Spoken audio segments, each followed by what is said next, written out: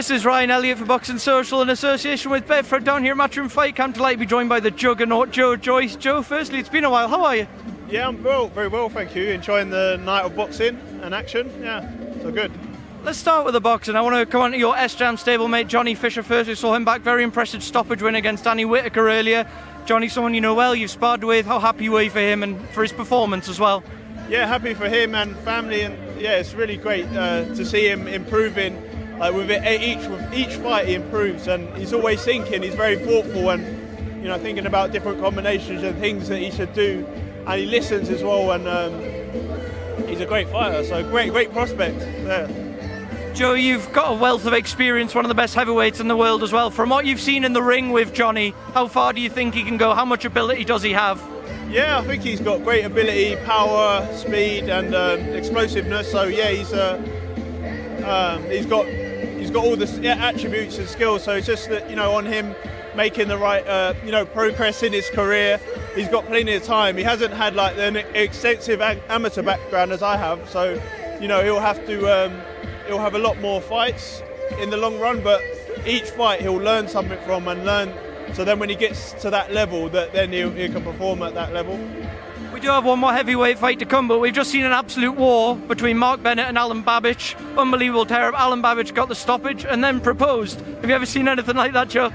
Yeah, he definitely stole the show, didn't he? It's an exciting fight to watch. Early on there was trading blows and throughout the fight, and yeah, to then propose to his missus as well. What a great end of the night.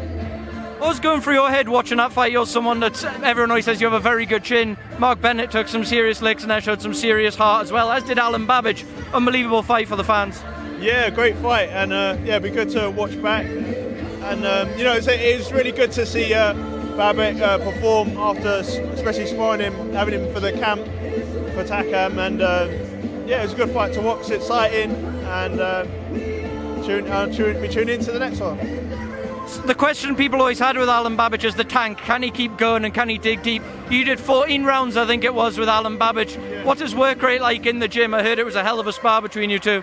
Yeah, he's got one hell of a work rate, similar to mine, and doesn't stop throwing punches, and he comes with some different stuff. So it's a big weight advantage in this fight. 30 kilos. That's a lot.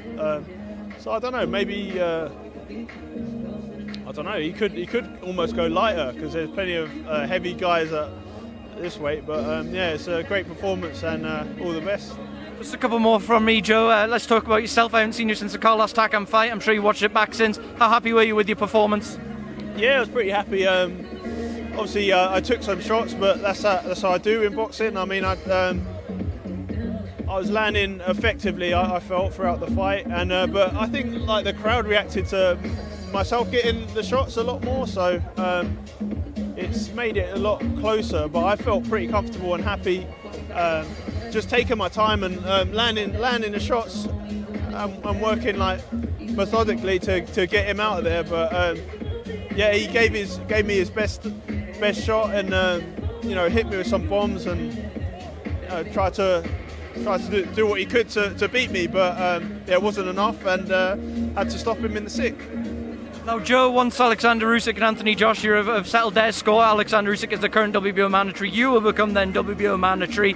Sam Jones says he expects it to be called next year. In the meantime, rather than sort of sitting on your hands, do you want to be busy even though you've got that status now?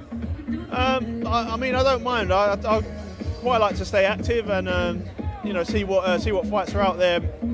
Thinking of potentially getting out in October again. So, but obviously I'm WBO mandatory, so not to take that night lightly or anything. So we'll see what's on the opponent's list and on the agenda, and I'll look forward to watching me out there again.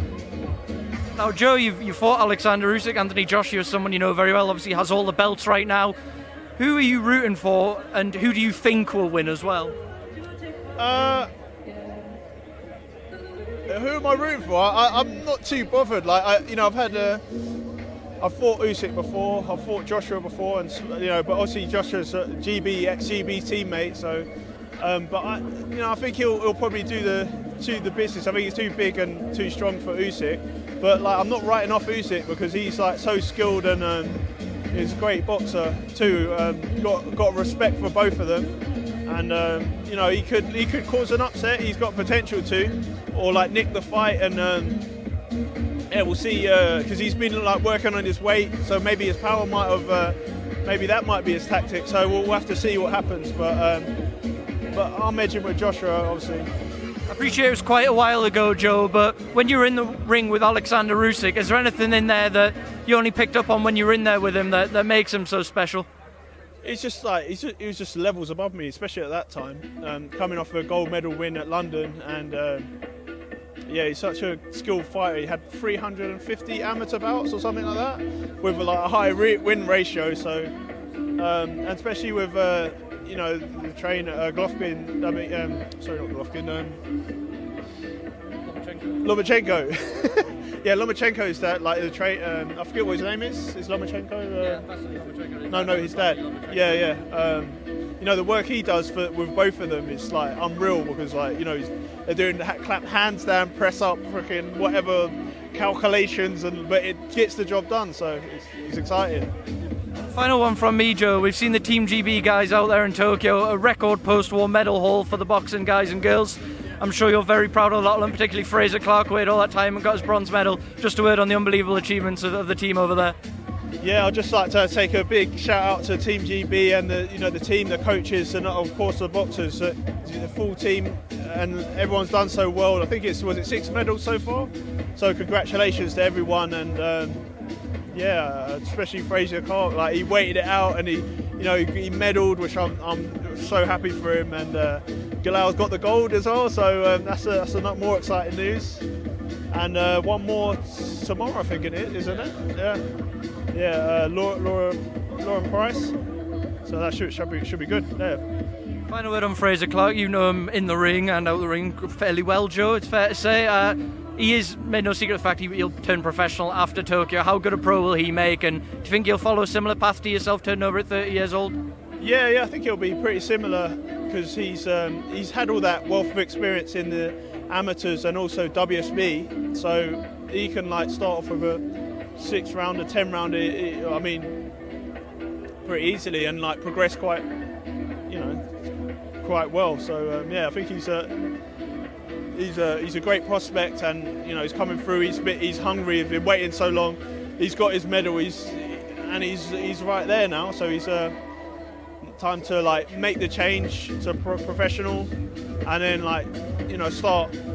He might not start with a 10-round fight like I did, but you know, he can definitely start with like a 6 or something, and like just go from there, and you know, kind of get his eye in as a pro, and I'm sure he'll progress quickly like I've done as well. Well, Joe, I appreciate you here as a fan tonight, so I won't keep you any longer. Enjoy your evening. Thank you as always for making time for Boxing Social.